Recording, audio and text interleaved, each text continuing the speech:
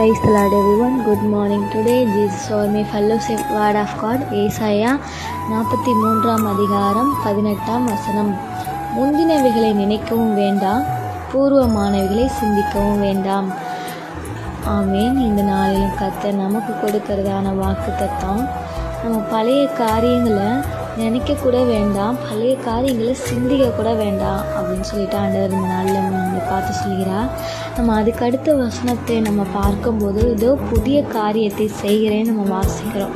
அதே போல் இந்த நாளிலும் நம்ம பழைய காரியங்களில் நம்ம சிந்திக்கவும் வேண்டாம், நினைக்கவும் வேண்டாம்னு இந்த நாளில் சொல்கிறார். ஏன்னா ஏசப்பா ஒரு புதிய காரியத்தை நமக்குன்னு வைத்திருக்கிறார். அதனால் பழைய காரியங்களை யோசித்து நம்மளை நாமளே கஷ்டப்படுத்திக்க வேண்டாம் அப்படின்னு ஏசப்பா சொல்கிறார்.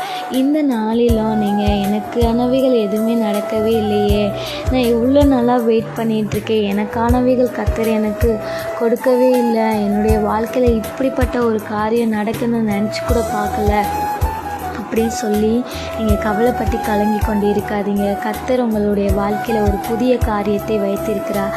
அதற்காக நீங்கள் ப்ரேயர் பண்ணிவிட்டு தினமும் ஆண்டவர்கிட்ட கேட்டுட்டு போங்க. தேவன் எல்லா தேவைகளையும் அதனதின் காலத்தில் நேர்த்தியாய் செய்து முடிக்கிற தேவனாக இருக்கிறார். நாளிலும் புதிய காரியத்தை ஆண்டவர் உங்கள் வாழ்க்கையில் செய்ய போகிறார். ஆமென்.